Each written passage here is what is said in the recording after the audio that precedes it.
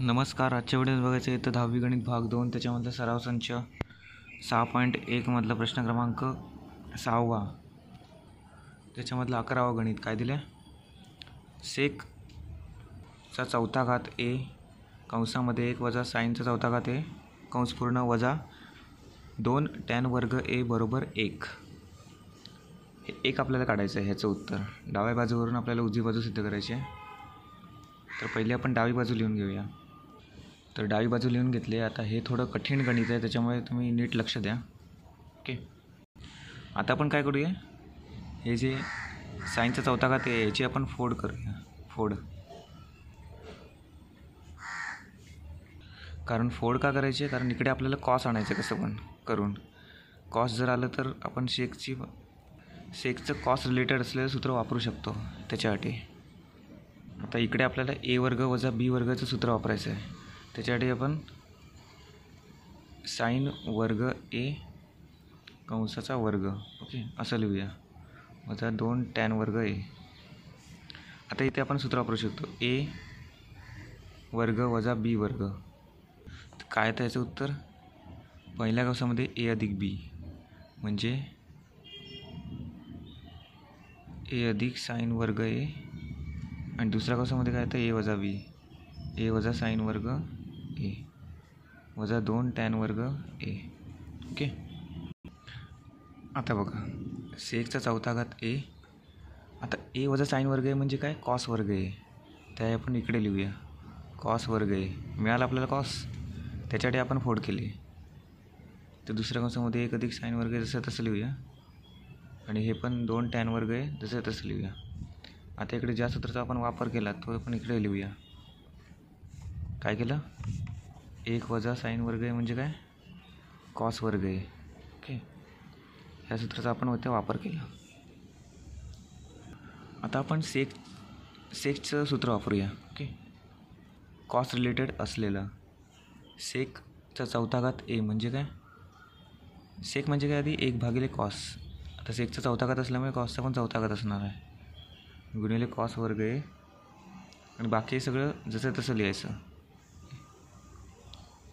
Step by step आपण करूया. इथून सुरुवात केली आहे ना, मग इथून करूया. आता कॉस वर्ग आणि याचा जो वर्ग आहे ना तो कॅन्सल होतो आणि 2 शिल्लक राहतात. ओके, 1 भागिले कॉस वर्ग हे शिल्लक राहिलं कंसामध्ये 1 अधिक साईन वर्ग a वजा 2 टॅन वर्ग a. ओके, आता इथपर्यंत आपण आलेलो आहोत. आता गुणाकार करूया. 1 भागिले कॉस वर्ग a गुणिले 1 भागिले कॉस वर्ग a अधिक 1 भागिले कॉस वर्ग a गुणिले साईन वर्ग a जे साईन वर्ग a भागिले कॉस वर्ग a. ओके, वजा 2 टॅन वर्ग a. आता 1 भागिले कॉस a वर्ग कायचा, 1 भागिले कॉस म्हणजे सेक आहे आणि वर्ग असल्यामुळे सेक वर्ग a अधिक साईन a भागिले कॉस a म्हणजे साईन वर्ग a भागिले कॉस वर्ग a. साईन भागिले कॉस म्हणजे काय, टॅन. तर वर्ग असल्यामुळे टॅन वर्ग a वजा 2 टॅन वर्ग a. आता इकडे आपण लिहून घेऊ की कोणत्या सूत्राचा आपण वापर केला आहे. इकडे आपण 2 सूत्राचा वापर केला आहे. पहिलं कोणतं, 1 भागिले कॉस a म्हणजे काय, सेक आहे. ओके, त्यानंतर हे मी तुम्हाला वर्ग लिहित नाही, डायरेक्ट लिहितो साईन a भागिले कॉस a बरोबर काय, टॅन a.